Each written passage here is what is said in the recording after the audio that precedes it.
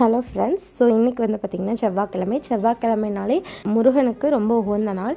So முருகனுக்கு இன்றைக்கி வெற்றிலை தீபம் ஏற்றி வழிபடுறது அப்படின்றது ரொம்ப சிறப்பு. ஸோ செவ்வாய்க்கிழமை அன்னைக்கு செவ்வாய் ஹோரையில் நம்ம வெற்றிலை விளக்கு ஏற்றி வழிபட்டோம் அப்படின்னா நம்ம நினச்ச காரியம் கைகூடும் அப்படின்றது வந்து ஒரு மிகப்பெரிய நம்பிக்கையாக இருக்குது.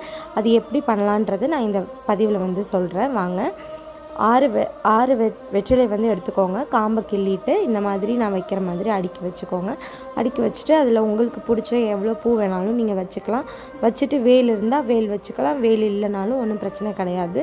நடுவில் வந்து ஒரு விளக்கு ஏற்றலாம், அப்படி இல்லைனா 3 விளக்கு ஏற்றலாம், அப்படி இல்லைனா 6 விளக்கு ஏற்றலாம். ஓகேங்களா? ஏற்றிட்டு நெய் ஊற்றி விளக்கேற்றுறது ரொம்பவே சிறப்பு. அந்த பிச்சை காம்பை வந்து அதுக்குள்ளேயே போட்டுருங்க. அது இன்னுமே வந்து சிறப்பு. இதை வந்து தொடர்ந்து 9 வாரங்கள் நம்ம செய்யணும். செவ்வாய் ஹோரைன்றது செவ்வாய்க்கிழமை அன்னைக்கு காலையில் 6 to 7, மதியம் 1 to 2, இரவு வந்து 8 to 9 வருது. இந்த 3 டைமிங்கில் உங்களுக்கு எந்த டைமிங் கரெக்டாக வருமோ அப்போ வந்து நீங்கள் வெற்றிலை விளக்கு ஏற்றி உங்கள் பிரார்த்தனையை நீங்கள் வைக்கலாம்.